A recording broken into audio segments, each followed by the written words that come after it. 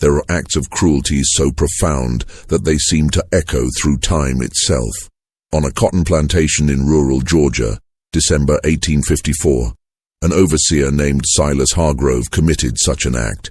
What happened in the 23 days that followed his final display of contempt has never been fully explained by historians who've examined the plantation records. 7 people witnessed his death. None could agree on what they saw. The county coroner's report, filed on December 26, 1854, contains a single word crossed out so violently that the pen tore through the paper. Beneath it, someone wrote in different ink, "Natural causes." But the photographs taken of Hargrove's body, rare for that era, tell a different story. His neck bore marks that the doctor couldn't explain, concentrated in a pattern that seemed almost deliberate. Before we continue with the story of Silas Hargrove and the Thornhill Plantation, I need you to do something for me. Hit that subscribe button and turn on notifications, because stories like this one, buried in forgotten archives and sealed county records, don't surface often. And I want to know, where are you listening from right now? Drop your state or city in the comments. You might be closer to places like this than you think. The Thornhill Plantation sat in the low country of Georgia, where the Ogeechee River carved through red clay and pine forests. By 1854, it had grown into one of the most profitable cotton operations in the region, spanning nearly 2,000 acres and employing over 140 enslaved people. The plantation house itself was a monument to wealth extracted from suffering. 3 stories of white columns and wraparound porches visible for miles across the flat fields. Spanish moss hung from the live oaks that lined the long drive leading to the main house, creating shadows that shifted and moved with every breeze. Edmund Thornhill had inherited the plantation from his father in 1848. He was a man of 35, educated at the College of Charleston, with business interests that extended beyond cotton into shipping and banking. He spent most of his time in Savannah, leaving the day-to-day operations of the plantation to his overseer. Thornhill prided himself on being a modern plantation owner, one who understood efficiency and profit margins. He kept meticulous records, tracking every bale of cotton, every pound of seed, every expense down to the penny. But he had little interest in the human cost of his wealth. The enslaved people who worked his land were, to him, simply assets in a ledger, their value measured in productivity and replacement cost. Silas Hargrove had arrived at Thornhill in the spring of 1852, hired by Edmund Thornhill after the previous overseer had died of yellow fever. Hargrove came with references from plantations in South Carolina and Alabama, each letter praising his ability to maintain order and maximize productivity.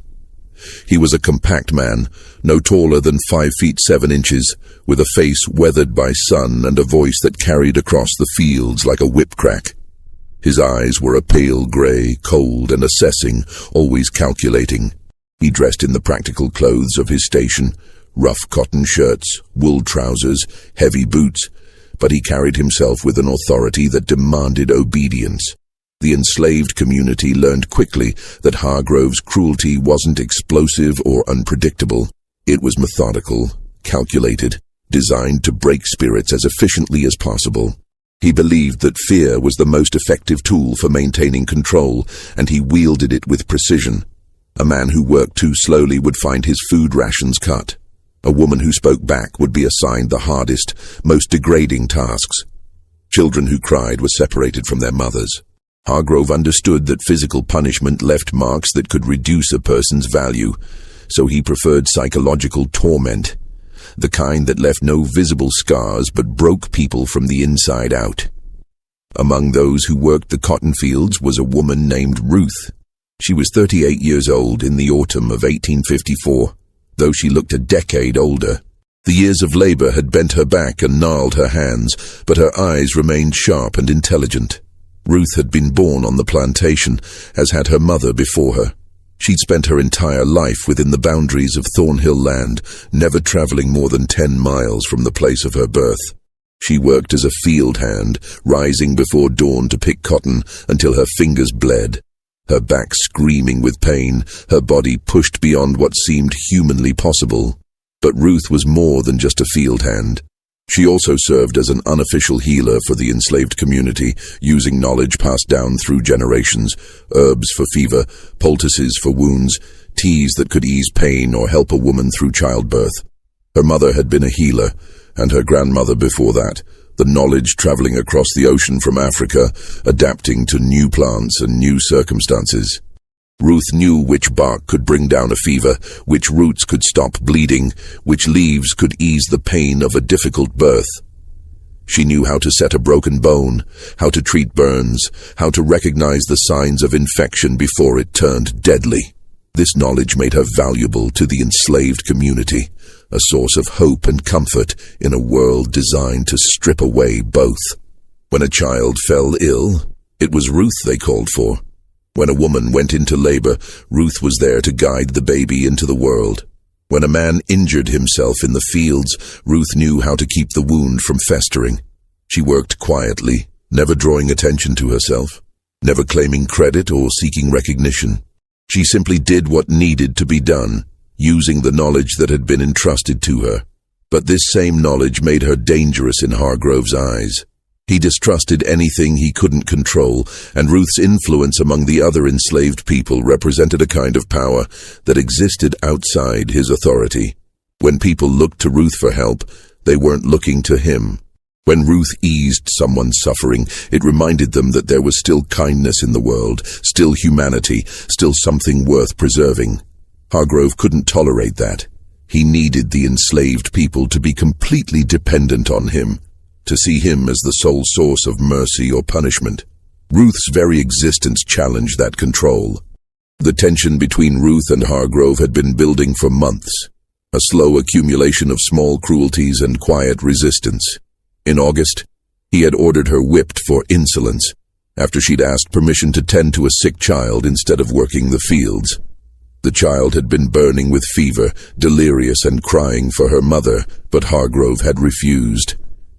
"The cotton doesn't pick itself," he'd said. Ruth had gone to the child anyway, spending the night cooling her fever and keeping her alive. The next morning, Hargrove had her tied to the whipping post and gave her 10 lashes. Ruth had endured it in silence, her face expressionless, her body rigid. She didn't cry out, didn't beg for mercy, didn't give Hargrove the satisfaction of seeing her broken. When it was over, she'd walked back to her cabin with her head held high, blood seeping through the back of her dress. In September, Hargrove had destroyed Ruth's small garden, a patch of medicinal herbs she'd cultivated behind her cabin. She'd spent years developing that garden, carefully nurturing plants that could help her community. There was feverfew for headaches, willow bark for pain, chamomile for sleep, yarrow to stop bleeding, comfrey for broken bones. Each plant had been chosen carefully, tended with love, a small act of resistance against the brutality of plantation life.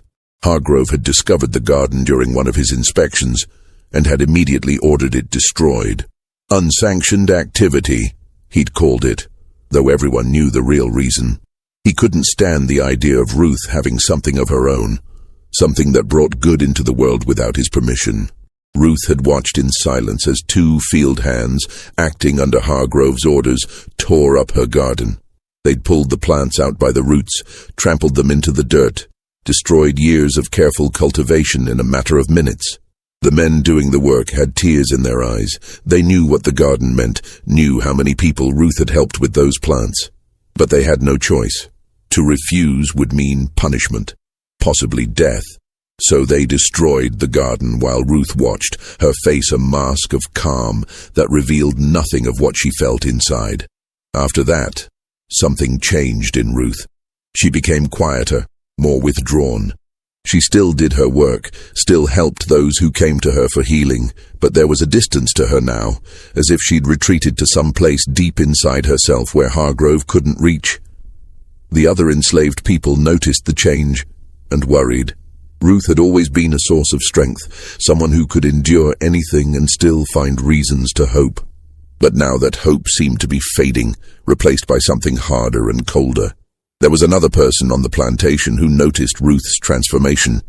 a young woman named Dinah. She was 19 years old, born on a neighboring plantation, and sold to Thornhill 2 years earlier when her previous owner had died and his estate was liquidated. Dinah worked in the fields alongside Ruth, and over time, Ruth had begun teaching her the healing arts. Dinah had a natural talent for it. She could remember which plants did what, could identify herbs by sight and smell, had gentle hands that could soothe pain. Ruth had recognized this gift and had begun passing on her knowledge, teaching Dinah everything she knew. But after the destruction of the garden, Ruth had stopped teaching. When Dinah asked questions, Ruth would answer briefly and then fall silent. When Dinah tried to talk about the future, about continuing the healing work, Ruth would change the subject. It was as if Ruth had given up on the idea that there would be a future worth planning for. Dinah wasn't the only one who noticed changes on the plantation that autumn. Joseph, the house slave who served Hargrove his meals and maintained his cabin, had observed something troubling about the overseer. Hargrove had always been cruel, but his cruelty had been controlled, purposeful. Lately, though, there was an edge to him, a barely contained rage that seemed ready to explode at any moment. He would fly into rages over minor infractions, screaming at workers for imagined offenses. He'd become paranoid, convinced that the enslaved people were plotting against him, that they were deliberately working slowly or sabotaging equipment. Joseph had worked as a house slave for most of his life. He was 52 years old, gray-haired and stooped, with the careful, deferential manner of someone who'd learned to survive by making himself invisible. He'd served the previous overseer and had seen many things in his years at Thornhill. But he'd never seen an overseer quite like Hargrove. There was something unstable about the man, something that suggested he was capable of violence beyond the normal brutality of plantation life. In late November, Joseph had witnessed something that disturbed him deeply. He'd been cleaning Hargrove's cabin when he'd found a journal, left open on the desk. Joseph could read, a dangerous skill for an enslaved person, one he kept carefully hidden, and his eyes had fallen on the open page before he could stop himself. The entry was dated November 20th, and it read, "The woman Ruth continues to defy me through her very existence. She thinks her silence is strength, but I will break her. I will make an example of her that will be remembered for generations. They will learn that there is no power here but mine." Joseph had quickly closed the journal and finished his cleaning, his hands shaking. He knew he should warn Ruth, but what could he say? What could she do? They were all trapped in this system, all subject to Hargrove's whims. Warning. Ruth might only make things worse, might draw Hargrove's attention to Joseph himself. So Joseph had said nothing, carrying the knowledge like a weight in his chest, waiting for whatever was coming. By early December, Ruth had fallen ill. The sickness came on suddenly, a fever that burned through her body, accompanied by a cough that racked her frame. Some said it was pneumonia, common enough in the damp Georgia winter. Others whispered it was consumption, the wasting disease that had killed so many. A few of the older women, those who remembered Africa or had heard stories from their mothers, spoke in hushed tones about different causes. They said Ruth had been working herself to death, that the destruction of her garden had broken something inside her, that she'd lost the will to fight. Whatever the cause, Ruth grew weaker by the day. Her fever spiked and fell, leaving her drenched in sweat and shivering with chills. Her cough became worse, bringing up blood that stained the rag she held to her mouth. She could barely stand, let alone work, but Hargrove refused to excuse her from the fields. "She's faking," he told the other workers. "She thinks she can avoid work by pretending to be sick. But I know better." Dinah tried to care for Ruth as best she could. She brought her water, tried to get her to eat, sat with her through the long nights when the fever was at its worst. But without the herbs from Ruth's destroyed garden, there was little Dinah could do. She tried to remember Ruth's teachings, tried to find the plants she needed growing wild around the plantation, but it was winter, and most of the plants were dormant. The few remedies Dinah could cobble together were weak and ineffective against Ruth's illness. Other women from the quarters took turns sitting with Ruth, offering what comfort they could. They brought her extra blankets, shared their meager food rations, prayed over her in whispered voices. But everyone could see that Ruth was dying. The fever was consuming her from the inside out, burning away the strength that had sustained her through decades of brutality and suffering. December 3rd, 1854, dawned cold and gray. A thin frost covered the ground, unusual for Georgia but not unheard of. The temperature had dropped overnight, and a bitter wind blew in from the north, cutting through thin clothing and making everyone miserable. The enslaved workers gathered at dawn, as they did every morning, waiting for Hargrove to assign the day's tasks. They stood in loose groups, stamping their feet against the cold, breath misting in the frigid air. Ruth was among them, though she could barely stand. Dinah and another woman were supporting her, one on each side, practically holding her upright. Ruth had wrapped herself in a thin blanket, but it did little against the cold. Her face was flushed with fever, her eyes glassy and unfocused. She swayed on her feet, her breath coming in shallow, labored gasps that turned to white vapor in the cold air. Hargrove emerged from his cabin, a small structure near the main house that served as his office and living quarters. He carried his ever-present riding crop and a ledger book where he recorded each day's cotton weights. His breath steamed in the cold air as he looked over the assembled workers, counting heads, assessing their readiness for the day's labor. When his gaze fell on Ruth, his expression hardened into something ugly and vindictive. "You," he said, pointing the crop at her. "You're still here." Ruth lifted her head with visible effort. Her eyes were glassy with fever, but she met his gaze. There was no defiance in her look, no challenge, just a weary acceptance of whatever was coming. "I can work," she said, her voice barely above a whisper, each word an effort. "You're worthless," Hargrove said. He walked toward her, his boots crunching on the frost-covered ground. "You've been worthless for weeks, eating food, taking up space, contributing nothing. You're a drain on this plantation's resources." Ruth said nothing. She simply stood there, swaying slightly between the two women supporting her, the blanket clutched around her shoulders with trembling hands. Hargrove stopped directly in front of her. The other workers had gone silent, watching. Everyone knew what was coming. They'd seen Hargrove's rages before, seen how he used humiliation as a weapon, how he seemed to take pleasure in breaking people down. But what happened next went beyond even his usual cruelty. "You think you're special," Hargrove said, his voice low and venomous. He leaned in close, so close that Ruth could smell the coffee on his breath, the tobacco he chewed. "You think your roots and your herbs make you important. You think people need you, but you're nothing. You hear me? Nothing. You're a piece of property and not even a valuable one. You're used up, worn out, worthless."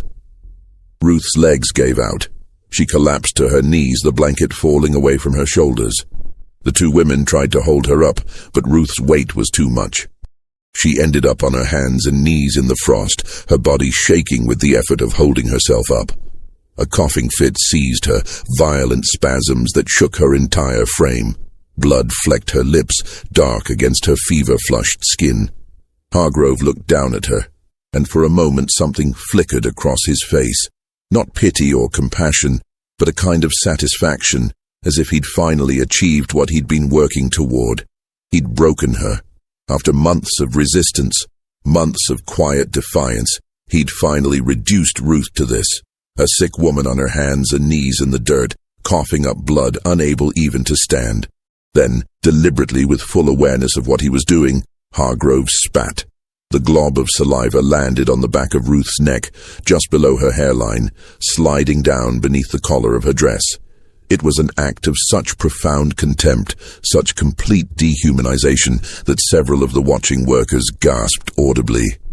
In a world full of cruelty, this stood out as something worse, something that crossed a line that even slavery's brutality usually respected. The silence that followed was absolute.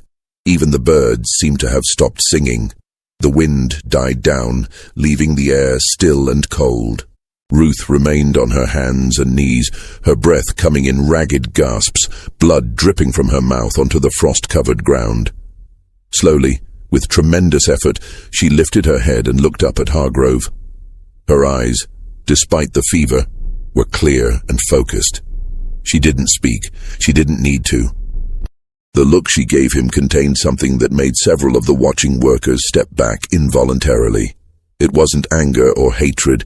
It was something deeper, something older, something that seemed to look right through Hargrove and see everything he was and everything he would become. It was a look that said, "I see you, I know you, and there will be a reckoning." Hargrove felt something cold run down his spine. For just a moment he was afraid. Then he shook it off, angry at himself for being unsettled by a dying slave woman. "Get her out of my sight," he said to no one in particular, his voice harsher than he'd intended. "Put her in her cabin. If she's not working by tomorrow, she doesn't eat." Two women, Dinah and an older woman named Sarah, helped Ruth to her feet and half-carried her back to the slave quarters, a collection of rough wooden cabins arranged in 2 rows behind the main plantation house. The cabins were simple structures, built from rough-hewn logs with gaps between the boards that let in wind and rain. Each cabin housed multiple families, with thin walls providing minimal privacy. Ruth had a small space in one corner of a cabin she shared with 5 other women, just enough room for a narrow cot and a small trunk where she kept her few possessions. They laid Ruth on the cot, covered her with what blankets they could spare, and tried to make her comfortable. But it was clear that comfort was beyond reach now. Ruth's fever had spiked. Her skin was burning to the touch, hot enough that it hurt to hold her hand. She'd begun to shake with chills despite the blankets, her teeth chattering, her body convulsing with tremors. The cough had gotten worse, each spasm bringing up more blood. Word spread quickly through the quarters about what had happened. People came to see Ruth, to offer what comfort they could, to bear witness to her suffering. The cabin filled with women, their faces grim, their voices low. They knew Ruth was dying. They'd seen death often enough to recognize its approach, but this felt different, more significant somehow. Ruth had been a pillar of their community, someone who'd helped so many people, who'd brought life into the world and eased suffering wherever she could. Her death felt like a loss that would echo far beyond the simple ending of one life. As the day wore on, Ruth drifted in and out of consciousness. Sometimes she would open her eyes and seem to recognize the people around her, would try to speak, but couldn't find the strength. Other times she would be lost in fever dreams, murmuring words that made no sense, reaching out for things only she could see. Dinah stayed by her side, holding her hand, wiping her forehead with cool water, whispering reassurances that everything would be all right, even though they both knew it wouldn't be. By nightfall, it was clear Ruth was dying. The fever had taken hold completely, and her breathing had become labored and irregular. She would take several quick, shallow breaths, then stop breathing entirely for long seconds before gasping back to life. Her skin had taken on a grayish tinge, and her lips were blue. The women gathered around her bed, holding her hands, touching her face, saying goodbye in the only way they could. Around midnight, something changed. Ruth, who'd been unconscious for hours, suddenly opened her eyes.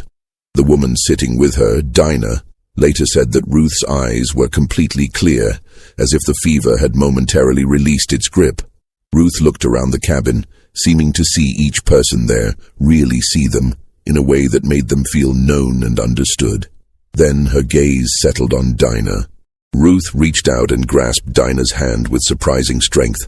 Her lips moved, and Dinah leaned in close to hear.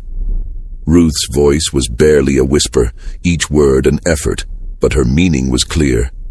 "Tell them," Ruth whispered, her eyes boring into Dinah's, "that some debts get paid whether you believe in the reckoning or not. Tell them that cruelty has a cost. Tell them that what goes around comes around, one way or another. Tell them to remember." Dinah nodded, tears streaming down her face. "I'll tell them," she promised. "I'll remember." Ruth's grip relaxed. She closed her eyes and a small smile crossed her face, as if she'd seen something that pleased her, something that brought peace. Her breathing slowed, became regular, almost peaceful. The women around her bed began to pray, their voices rising and falling in the old rhythms, the songs and prayers that had sustained them through generations of suffering. Ruth died just before dawn on December 4th, 1854. As the first grey light began to seep through the cracks in the cabin walls, she took one final breath, let it out slowly, and was gone. The women around her bed fell silent, the prayers dying on their lips. For a long moment no one moved. Then Sarah, the oldest woman there, reached out and gently closed Ruth's eyes. "She's free now," Sarah said quietly. "Whatever comes next, she's free." The enslaved community buried Ruth that same day in the small cemetery at the edge of the plantation, a plot of cleared ground where generations of enslaved people had been laid to rest. There were no headstones, no markers beyond rough wooden crosses that would rot away within a few years. But everyone knew who was buried where, could recite the names and stories of those who'd gone before. The cemetery was one of the few places on the plantation that belonged entirely to the enslaved community, a place where they could gather without white supervision, where they could mourn and remember and hold on to their humanity. The burial was a simple affair. There was no coffin, just Ruth's body wrapped in a clean sheet, the best they could manage. 6 men carried her to the grave, walking slowly, their faces solemn. The entire enslaved community followed, over 100 people processing through the cold December morning. They sang as they walked, the old songs that spoke of freedom and rest and a better world beyond this one. The songs were coded, full of double meanings that the white people on the plantation didn't understand, but that spoke volumes to those who knew how to listen. There was no marker, no ceremony beyond a few whispered prayers and the songs that rose into the grey sky. The men lowered Ruth's body into the red Georgia clay, and everyone took turns throwing handfuls of dirt onto the sheet-wrapped form. Dinah was the last to approach the grave. She stood at the edge, looking down at the shape of Ruth's body beneath the dirt, and spoke quietly. "I'll remember," she said. "I'll tell them. I promise." Edmund Thornhill, the plantation owner, didn't attend the burial. He rarely involved himself in such matters, leaving all details of managing the enslaved workforce to Hargrove. As far as Thornhill was concerned, Ruth's death was simply a matter of accounting, one less worker to feed, one less name in the ledger. He was in Savannah when Ruth died, attending to business matters, and wouldn't return to the plantation for another week. When he did return and learned of Ruth's death, his only comment was to ask Hargrove if her death would significantly impact productivity. Hargrove assured him it wouldn't, but Hargrove attended the burial. He stood at a distance, watching as the simple sheet-wrapped body was lowered into the red Georgia clay. Several people noticed that he seemed agitated, shifting his weight from foot to foot, his hand repeatedly moving to touch the riding crop at his belt. His face was flushed, and he kept touching the back of his neck, scratching at it absently.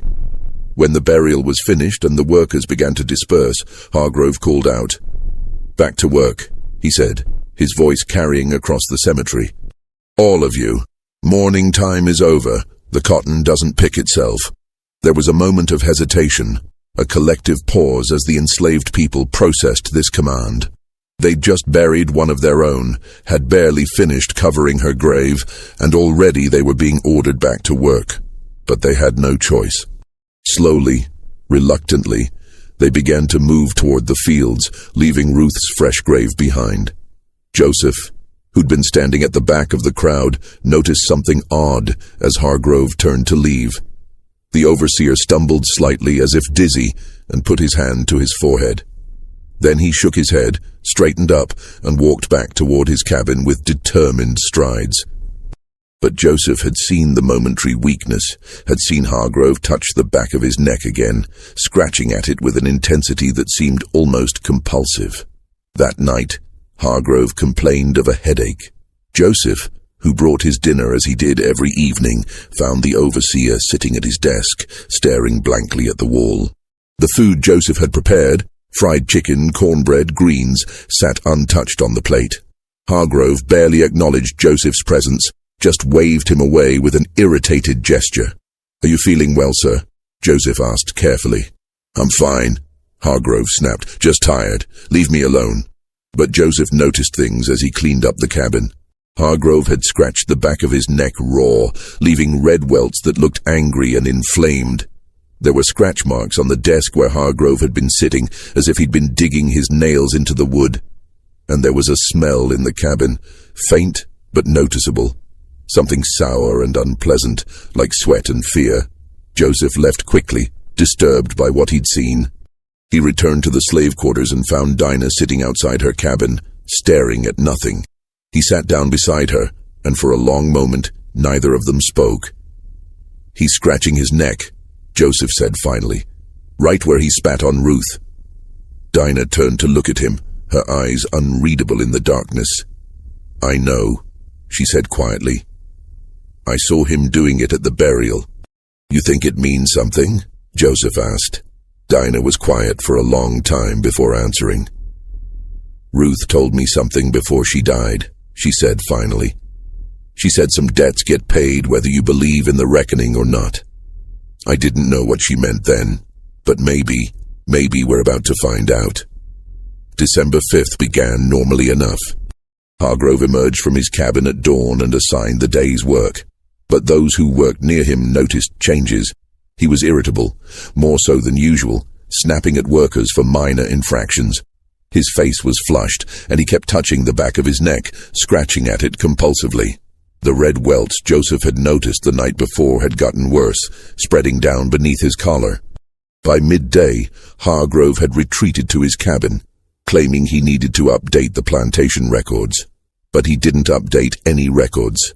Joseph, who checked on him in the afternoon, found Hargrove sitting at his desk, staring at a blank page in his ledger.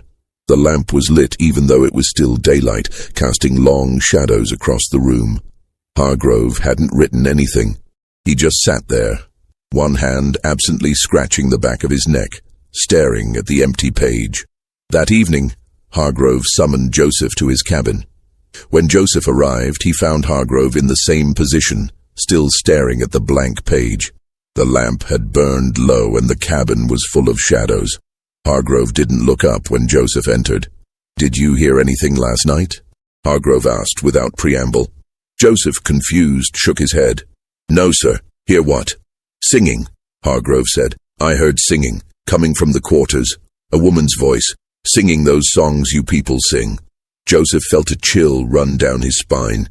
He knew this was impossible. After Ruth's death, the quarters had been silent. No one had sung, no one had even spoken above a whisper. The grief was too fresh, too raw. But he also knew better than to contradict Hargrove. "I didn't hear nothing, sir," Joseph said carefully. Hargrove finally looked up. His eyes were bloodshot, and the scratches on his neck had gotten worse, some of them bleeding slightly. "You're lying," he said flatly. "I heard it. A woman singing. It sounded like it was right outside my window, but when I looked, there was no one there." "Maybe it was the wind, sir," Joseph suggested. "It was blowing pretty hard last night." "It wasn't the wind," Hargrove said, his voice rising. "I know what I heard. Someone was singing. Someone was out there watching me." Joseph didn't know what to say. Hargrove was clearly not well. The bloodshot eyes, the scratches, the paranoia. But Joseph also knew that pointing this out would only make things worse. "Would you like me to bring you some food, sir?" Joseph asked, trying to change the subject. "Get out," Hargrove said suddenly. "Get out before I have you whipped for insolence." Joseph left quickly, his heart pounding. He'd served Hargrove for 2 years and had learned to read the overseer's moods, to know when to speak and when to stay silent.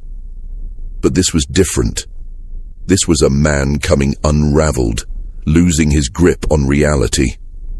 And Joseph had no idea what that might mean for the rest of them. Over the next 3 days, Hargrove's condition deteriorated rapidly. He stopped coming out of his cabin entirely, sending messages through Joseph about work assignments. The scratches on his neck had spread, angry red lines that looked like claw marks running down beneath his collar and up toward his hairline. He complained constantly of headaches, of hearing things, singing, whispers, footsteps outside his cabin at night. On December 6th, Hargrove sent Joseph to fetch Dr. Pritchard. but then changed his mind before Joseph could leave. "No," Hargrove said. "No, doctor. They'll think I'm crazy. It's nothing, just a fever. It'll pass." But it didn't pass. On December 7th, Hargrove refused to eat, claiming the food tasted wrong, that someone was trying to poison him. He accused Joseph of tampering with his meals, of putting something in his water. Joseph denied it, of course, but Hargrove wouldn't listen. From that point on, Hargrove would only eat food that he'd watched Joseph prepare from start to finish, and even then he would barely touch it. The scratches on his neck had become infected. The skin around them was red and swollen, oozing a clear fluid that stained his collar.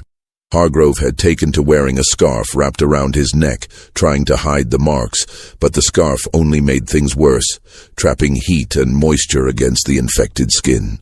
On December 8th, Edmund Thornhill finally took notice. He'd been away in Savannah on business and returned to find his overseer essentially incapacitated. The plantation was running, but barely. The enslaved workers were doing their jobs, but without Hargrove's constant supervision, productivity had dropped. Thornhill was annoyed. He was paying Hargrove good money to manage the plantation, and instead the man was hiding in his cabin, apparently too sick to work. Thornhill visited Hargrove's cabin and was shocked by what he found. Hargrove had lost weight, his face was gaunt, and his eyes had a wild, unfocused quality. The cabin itself was in disarray, papers scattered across the floor, the bed unmade, a smell of sickness in the air.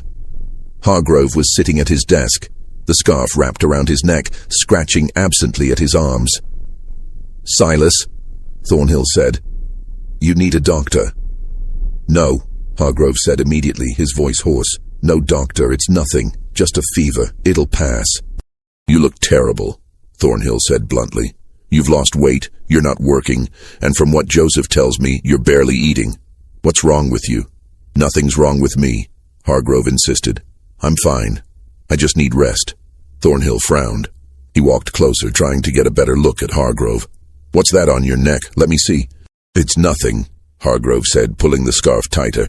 "Just scratches. They'll heal." But Thornhill wasn't satisfied.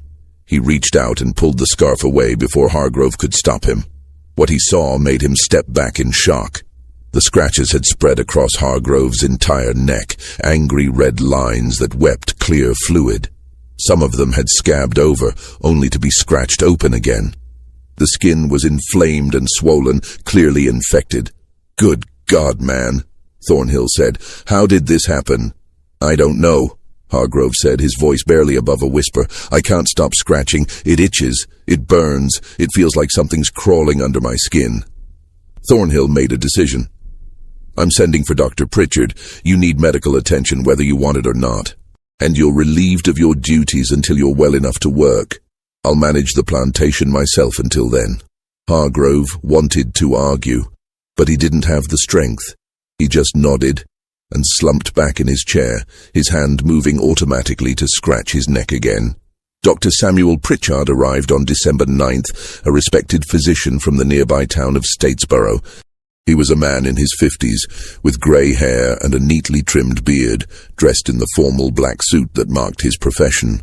He carried a leather medical bag and had the calm, professional demeanor of someone who'd seen every kind of illness and injury imaginable. He examined Hargrove thoroughly, checking his pulse, looking at his eyes and throat, inspecting the infected scratches on his neck. He asked questions about Hargrove's symptoms, when they'd started, how they'd progressed, what made them better or worse.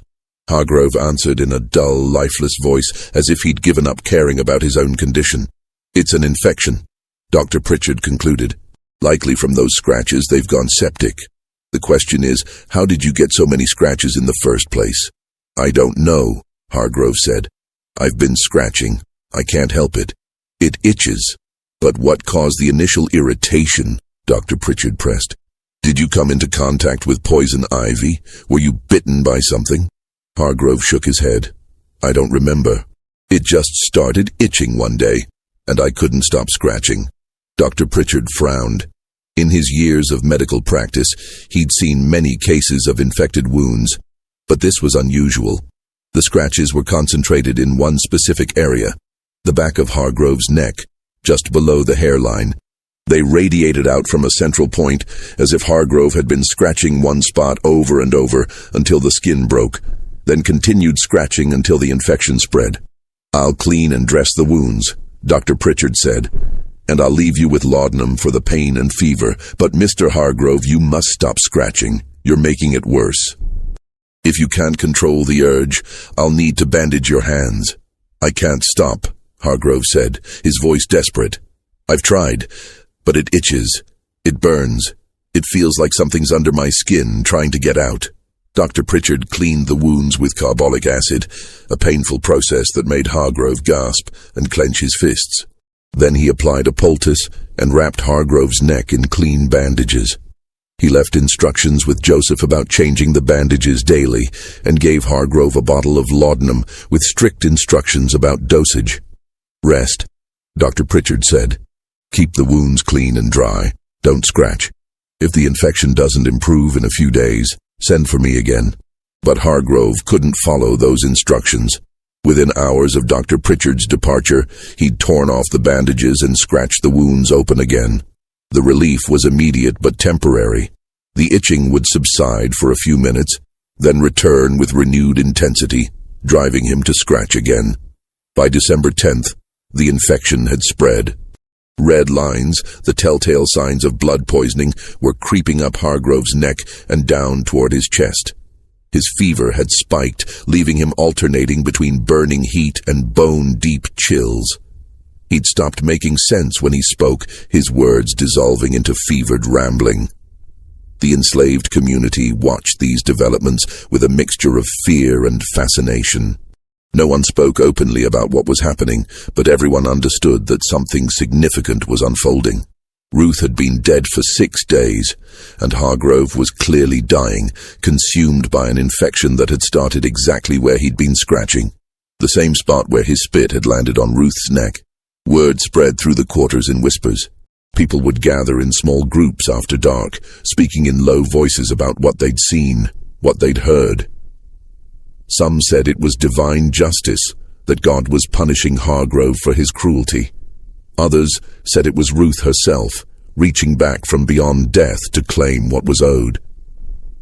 A few of the older people, those who remembered Africa or had heard stories from their grandparents, spoke of different things, of debts and reckonings, of how cruelty could poison a man from the inside out, of how the dead sometimes demanded payment for wrongs done to them. Dinah listened to all these theories but said nothing. She remembered Ruth's last words, remembered the look in Ruth's eyes as she'd spoken them. "Some debts get paid, whether you believe in the reckoning or not." Dinah didn't know if what was happening to Hargrove was supernatural or simply the natural consequence of infection and stress. But she knew that Ruth had seen something, had known something in those final moments.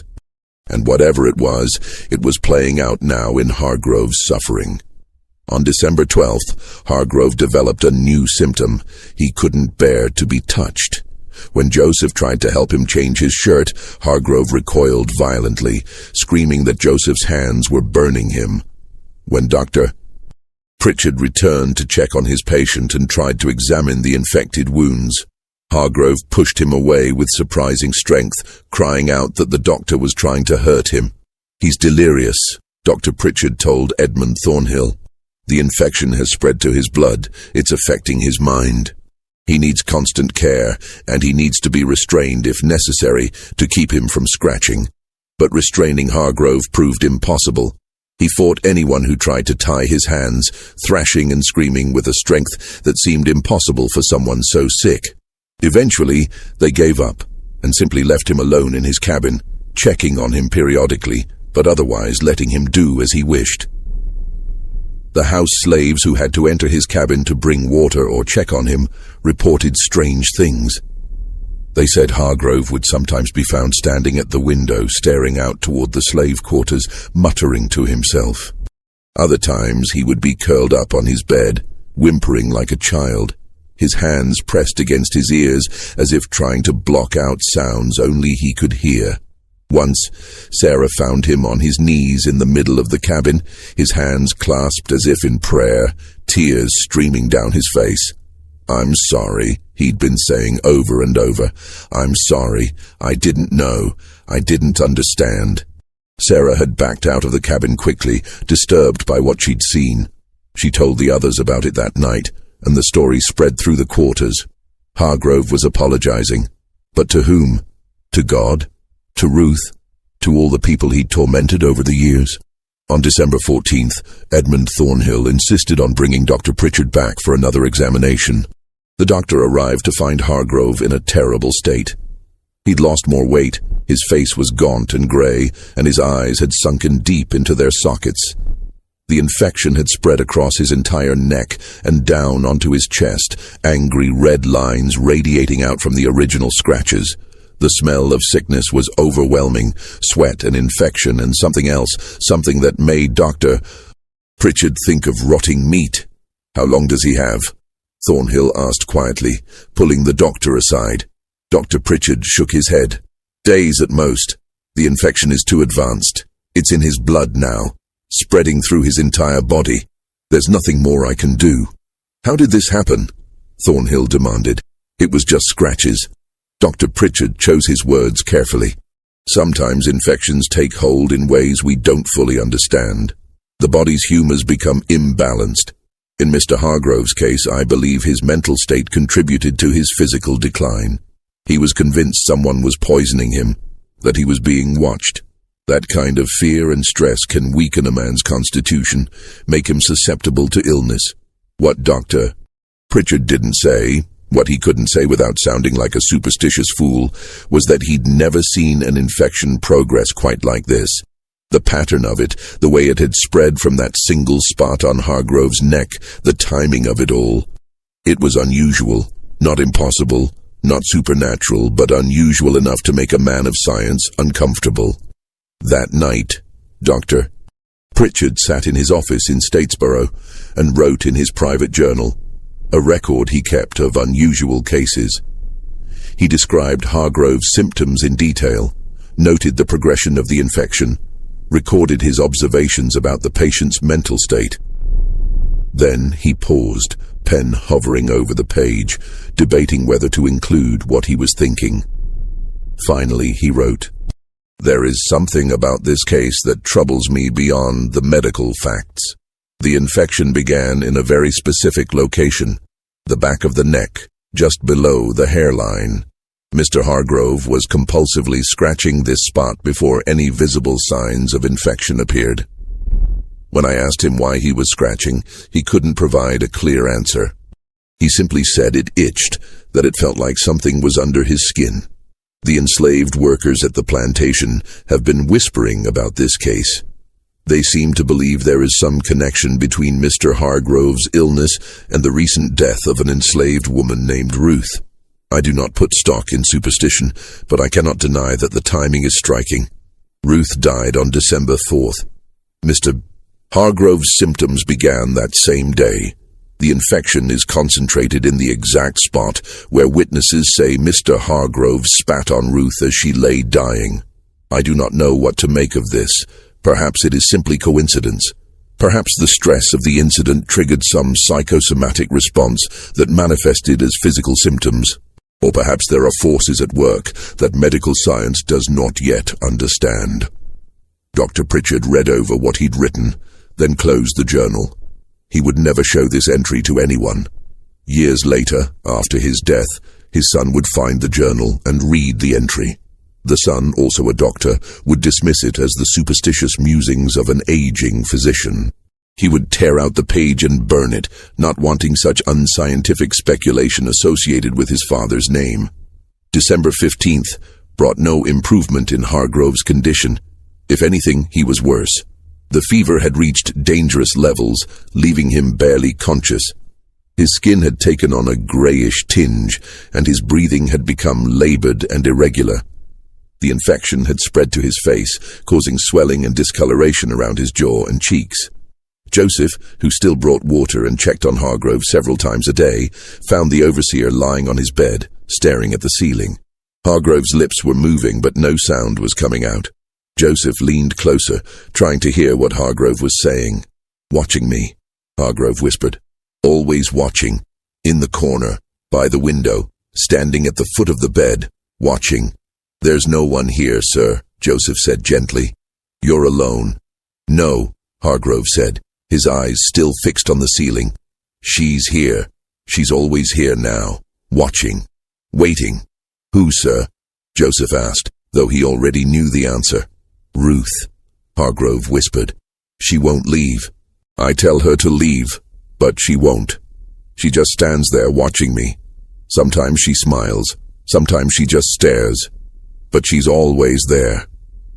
Joseph felt a chill run down his spine. He looked around the cabin, seeing nothing but shadows and the dim light filtering through the window.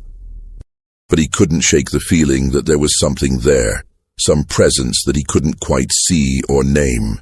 "I'm sorry," Hargrove said suddenly, his voice stronger. "Tell her I'm sorry. Tell her I didn't mean it. Tell her to leave me alone." "Sir, there's no one here," Joseph said again. But Hargrove wasn't listening. His eyes had closed, and he'd fallen into a fitful sleep, his body twitching and jerking as if he were fighting something in his dreams.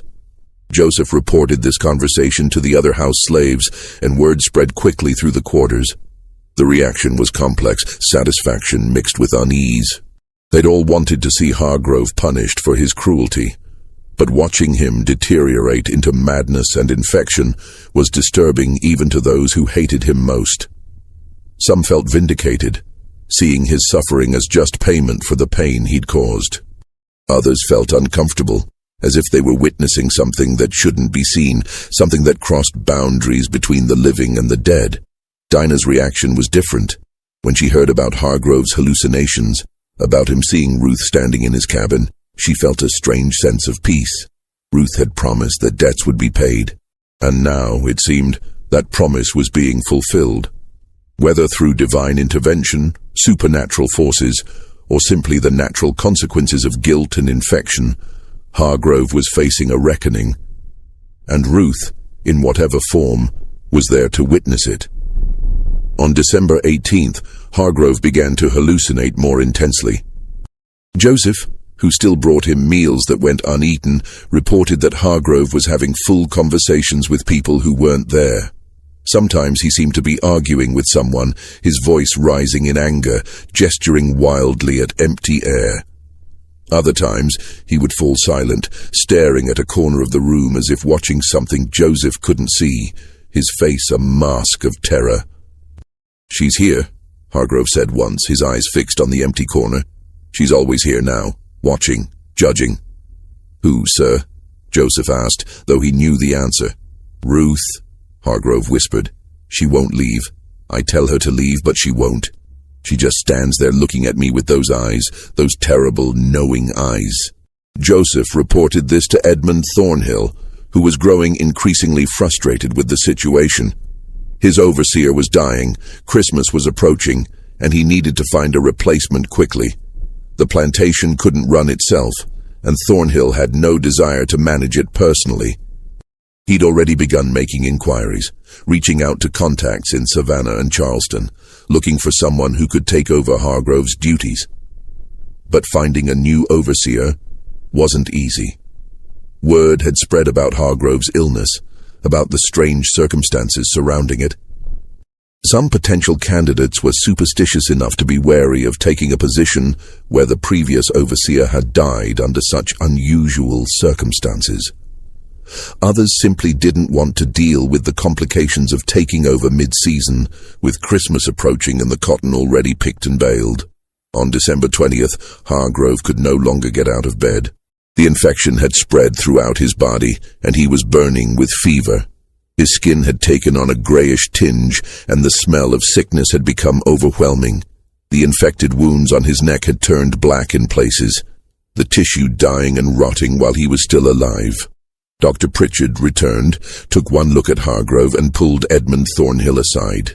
"There's nothing more I can do," the doctor said quietly. "The infection is too advanced. It's in his blood now, spreading through his entire body. He has days at most. You should prepare for the end." Thornhill was furious, not at Hargrove's impending death, but at the inconvenience of it. Christmas was in 5 days, traditionally a time when even enslaved people were given a few days of rest, and he needed to find a new overseer quickly.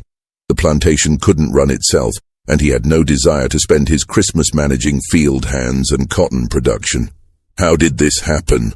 Thornhill demanded. "It was just scratches. How does a man die from scratches?" "Doctor," Pritchard shook his head.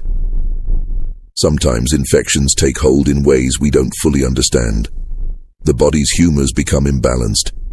In Mr. Hargrove's case, I believe his mental state contributed to his physical decline. He was convinced someone was poisoning him, that he was being watched, that he was being punished for something. That kind of fear and stress can weaken a man's constitution, make him susceptible to illness. The mind and body are connected in ways we're only beginning to understand." What Dr. Pritchard didn't say, what he couldn't say without sounding like he believed in superstition, was that there was something deeply unsettling about this case. The timing, the location of the infection, the progression of symptoms, Hargrove's mental deterioration, all of it pointed to something beyond simple medical explanation. Not supernatural necessarily, but certainly unusual. In his years of practice, Dr. Pritchard had seen many people die, but he'd never seen anyone die quite like this. December 22nd brought a cold snap. Temperatures dropped below freezing, rare for coastal Georgia. Ice formed on the water troughs, and the enslaved workers huddled in their cabins, trying to stay warm with inadequate blankets and clothing. The cold seemed to seep into everything, making the already difficult conditions of plantation life even harder to bear. In his cabin, Hargrove was dying. He'd stopped speaking coherently, his words dissolving into fevered mumbling. The infection had spread to his face, causing swelling and discoloration that made him almost unrecognizable. His breathing was labored, each breath a struggle, a wet rattling sound that could be heard from outside the cabin. Edmund Thornhill stopped visiting. He couldn't stand the smell, couldn't stand watching his overseer reduced to this. He left instructions with Joseph to keep Hargrove comfortable and to inform him when the end came. Then he retreated to the main house, trying to focus on finding a replacement and managing the plantation's year-end accounts.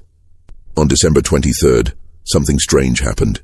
Hargrove, who'd been unconscious for nearly a day, suddenly opened his eyes. Joseph was in the cabin, changing the water in the basin, when he heard Hargrove speak. The voice was clear and strong, nothing like the fevered mumbling of the past days. "I'm sorry," Hargrove said. Joseph turned, startled.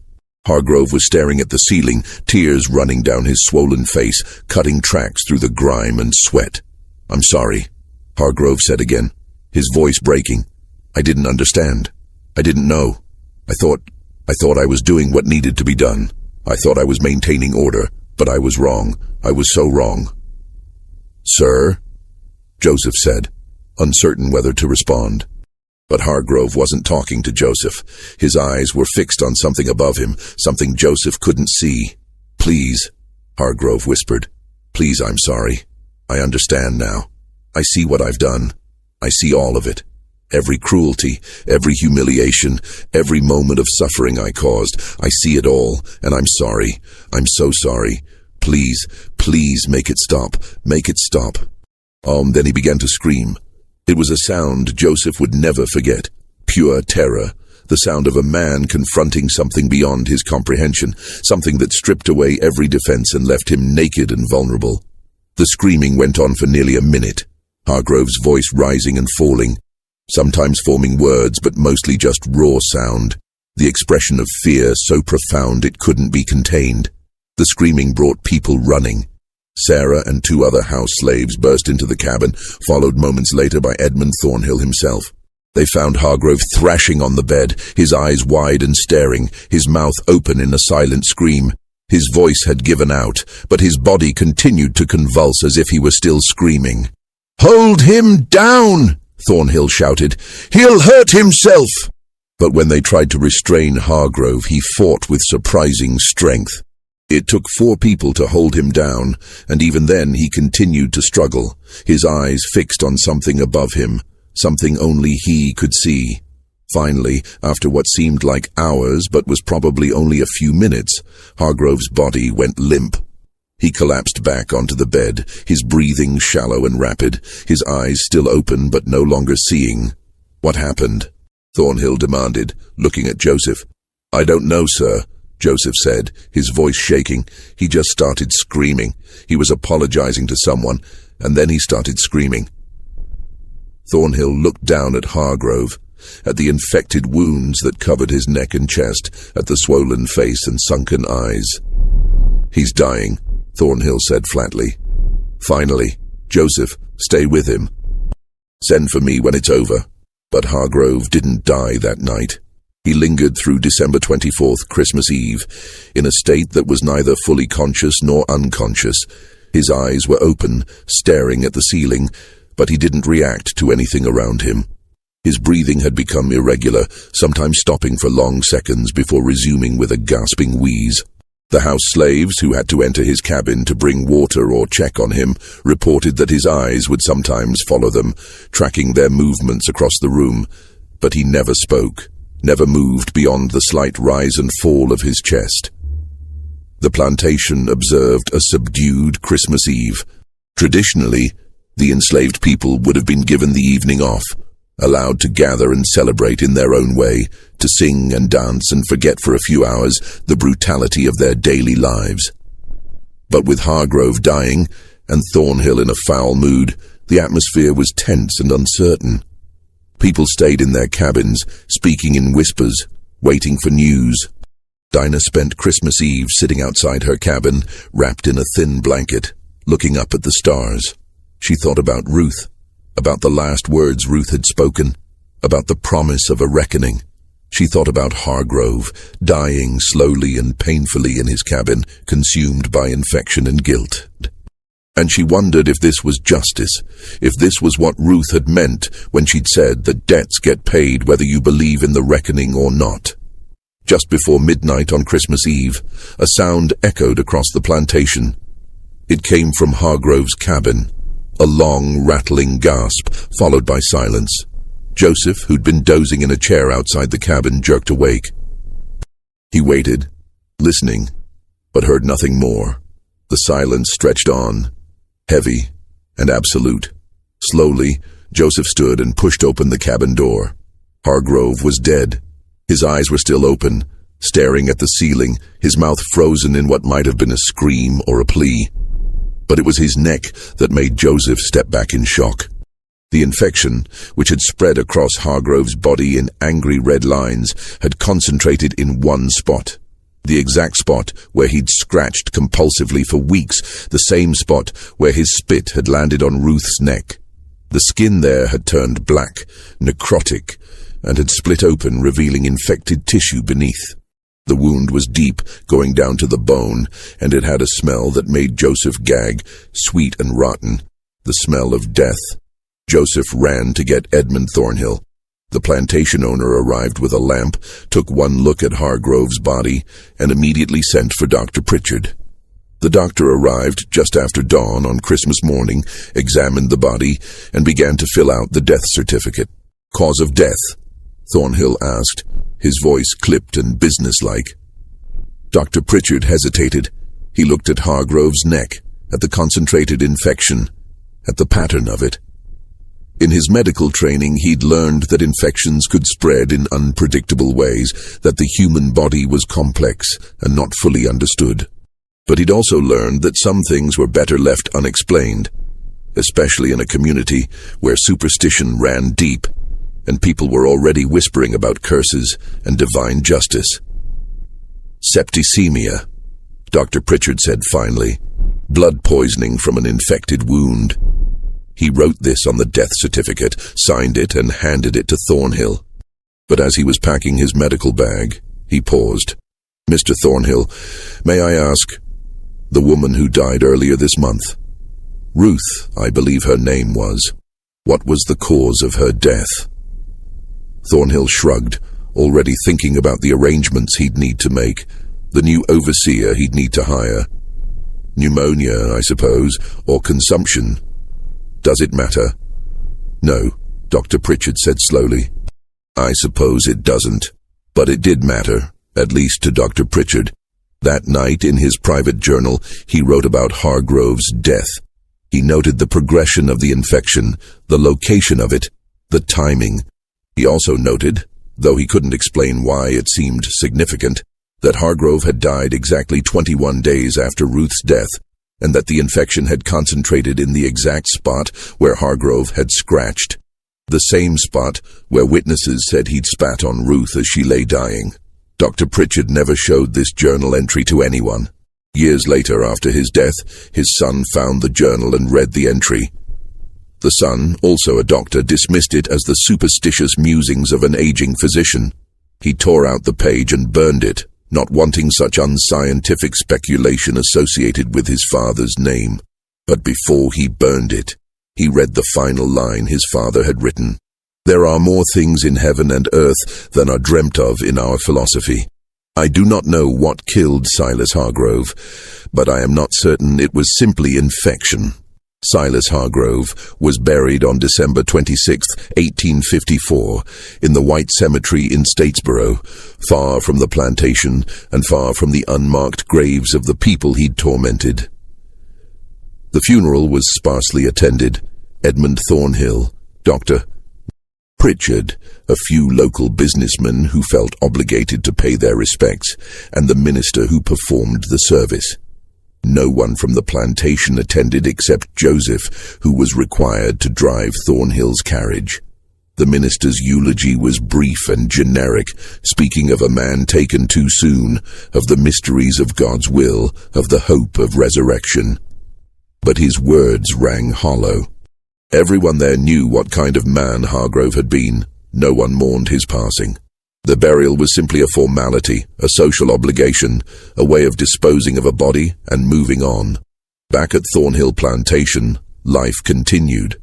Edmund Thornhill hired a new overseer, a man named Crawford, who came with similar references to Hargrove's, but who, perhaps having heard about his predecessor's fate, proved to be marginally less cruel. He was still an overseer, still enforcing a brutal system, still using violence and intimidation to maintain control.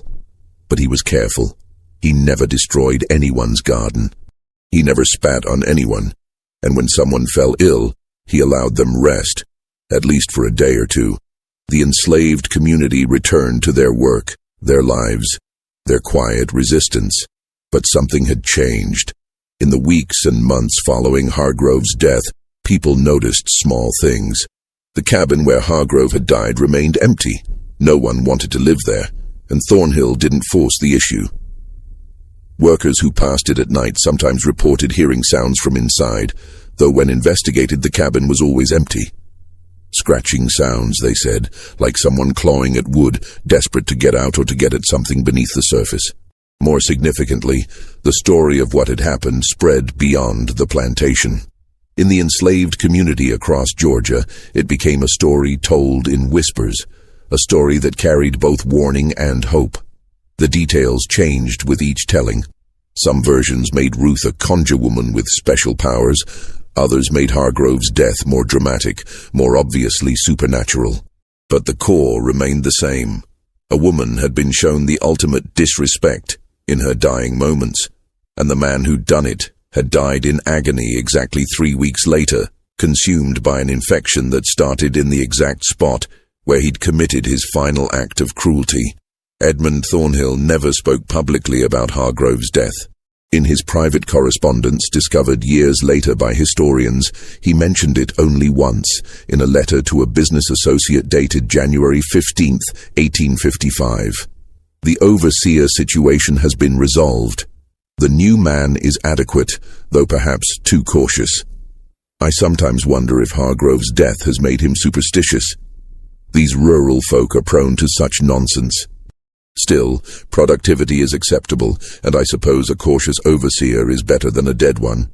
But Thornhill's own behavior suggested he wasn't entirely immune to that nonsense. After Hargrove's death, he spent less time at the plantation, preferring his townhouse in Savannah. When he did visit, he avoided the slave quarters and never went near Hargrove's old cabin. In 1858, he sold the plantation entirely and moved to Charleston, citing business opportunities. Those who knew him said he seemed eager to leave Georgia behind, as if the place held bad memories he wanted to escape. The Thornhill plantation changed hands several times before the Civil War. During the war, it was briefly used as a Confederate supply depot, then burned by Sherman's troops during the March to the Sea in 1864. After the war, the land was divided and sold off in parcels. The main house was never rebuilt.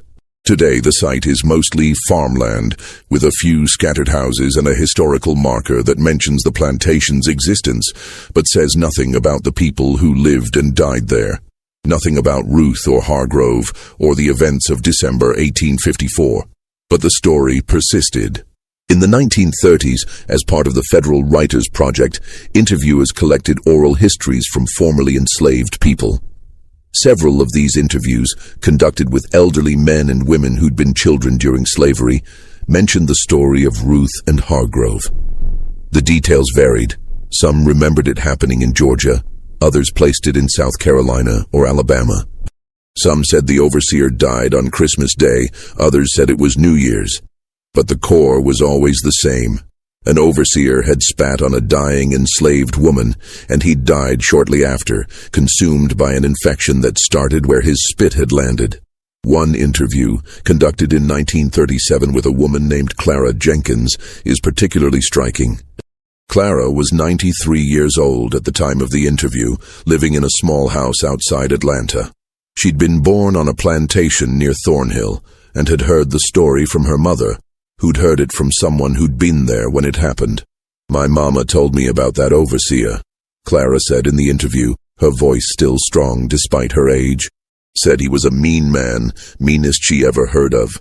And there was this woman, Ruth was her name, who knew about healing and such. She could cure fevers, help with birthing, set bones. People depended on her. But this overseer, he hated her. Hated that people looked to her instead of to him. So he made her life miserable, destroyed her garden, had her whipped, worked her when she was sick. And when she was dying, when she could barely stand, he spat on her. Spat on her like she was nothing, like she was less than human." Clara paused, her eyes distant, as if she were seeing something from long ago. "My mama said that woman, even dying, she looked at him with eyes that saw everything, that knew everything. And she said something. Nobody heard what, but she said something. And that man, he started scratching his neck right where he'd spat on her. Scratched it till it bled. Scratched it till it got infected. Scratched it till it killed him. My mama said it was 21 days exactly. 3 weeks. And she said that's how long it takes for a debt like that to come due." The interviewer, a young white woman from Atlanta, asked Clara if she believed the story was true. Clara looked at her for a long moment before answering. "I believe there's things in this world we don't understand," she said slowly. "I believe cruelty has a cost. Whether that cost comes from God or from something else, I can't say, but I believe it comes. I've seen it in my own life, seen cruel people suffer in ways that seemed like more than just bad luck. I don't know if it's divine justice or karma, or just the way the world works, but I believe that what you put out into the world comes back to you, one way or another." The interviewer pressed further. "But do you think the woman Ruth actually caused the overseer's death? Through some kind of curse or magic?" Clara shook her head. "I don't know about curses or magic. My mama didn't believe in that kind of thing, and neither do I. But I believe in consequences. I believe that when you treat people with cruelty, when you strip away their humanity and grind them down, something happens. Maybe it's guilt eating at you from the inside. Maybe it's stress weakening your body. Maybe it's just that cruel people make enemies, and eventually those enemies find a way to strike back. Or maybe there's something else, something we don't have words for. All I know is that overseer spat on a dying woman, and 3 weeks later he was dead, killed by an infection that started right where he'd spat. You can call that coincidence if you want. But my mama didn't think it was coincidence, and neither do I. Modern historians who've studied the Thornhill plantation have found some documentation of these events. The plantation records now housed in the Georgia Historical Society archives in Savannah show that an enslaved woman named Ruth died on December 4, 1854. The entry is brief. Ruth, field hand, age 38, died of fever. There's no other information, no details about her life or her death, just that single line in the ledger. The records also show that the overseer Silas Hargrove died on December 25, 1854. Again, the entry is brief. Silas Hargrove, overseer, died of infection. Dr. Pritchard's death certificate, filed with the county clerk, lists the cause of death as septicemia, blood poisoning from an infected wound. What the records don't show, what can never be proven or disproven, is the connection between these two deaths. Was it simply coincidence? A cruel overseer who happened to develop a fatal infection shortly after the death of a woman he'd tormented? Or was it something more, some mechanism of justice or retribution that operated outside the bounds of law and science? Medical historians have offered explanations. Septicemia was common in the 19th century, especially in cases where wounds became infected. Hargrove's compulsive scratching could have introduced bacteria into his bloodstream. The stress of his position, his poor diet, his general health, all of these could have contributed to his body's inability to fight the infection. There's nothing supernatural about a man dying from blood poisoning. It happened all the time in that era, before antibiotics and modern medicine. But the timing remains striking. 21 days, 3 weeks exactly. And the location of the infection, concentrated in the exact spot where Hargrove had scratched, the same spot where his spit had landed on Ruth's neck. Coincidence? Possibly. Probably, even. But it's the kind of coincidence that makes people uncomfortable, that makes them wonder if there are patterns in the world that we don't fully understand.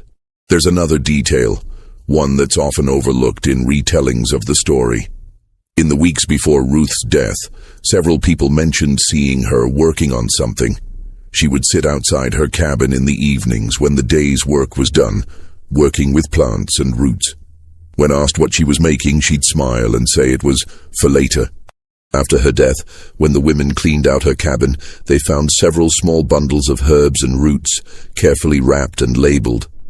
Most were familiar: feverfew for headaches, willow bark for pain, chamomile for sleep, yarrow for bleeding.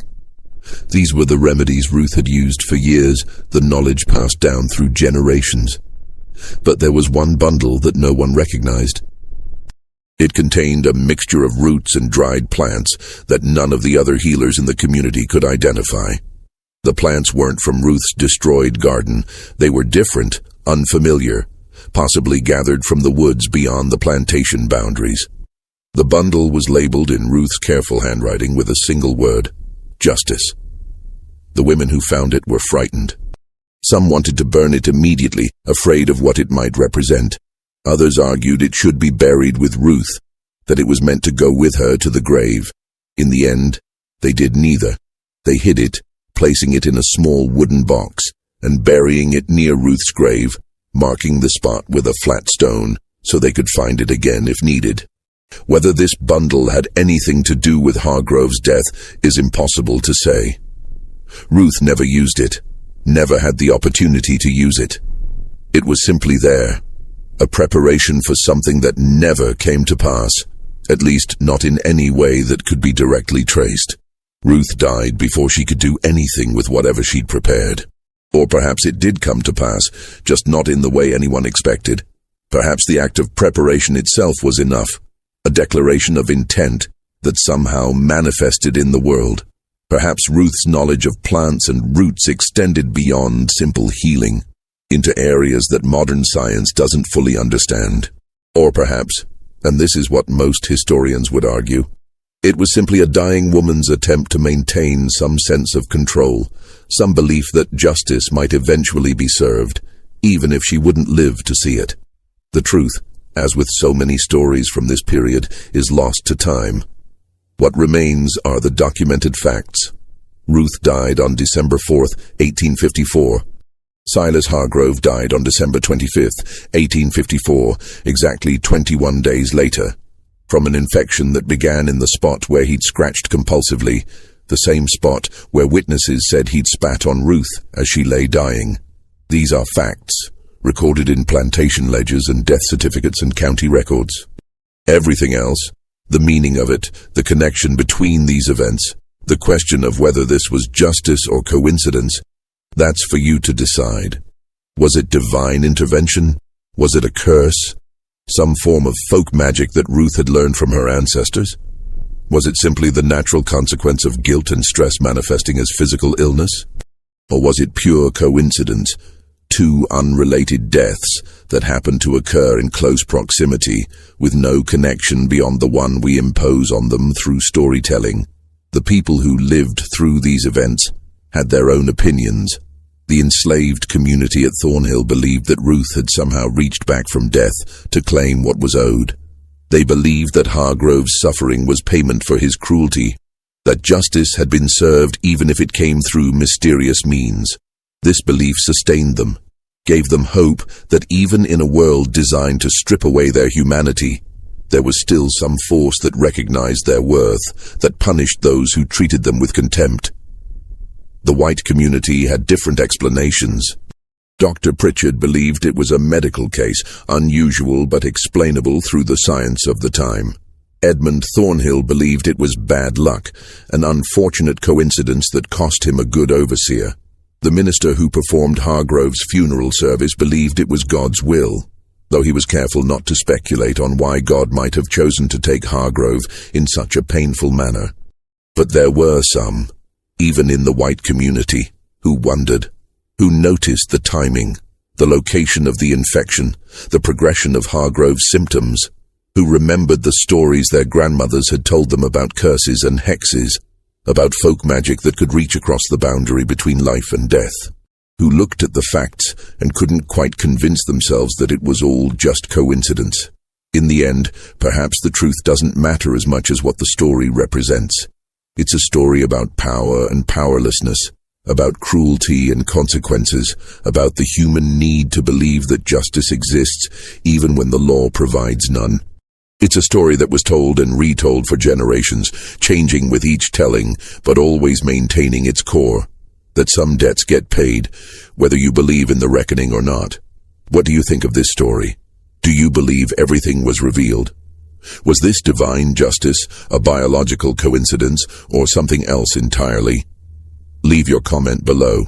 If you enjoyed this tale and want more stories like this, stories pulled from forgotten archives and sealed records, stories that make you question what's possible, subscribe, hit the notification bell, and share this with someone who loves mysteries. These stories need to be told, need to be remembered. The people who lived them, who suffered and died in systems designed to erase their humanity, deserve to have their stories preserved. See you in the next video.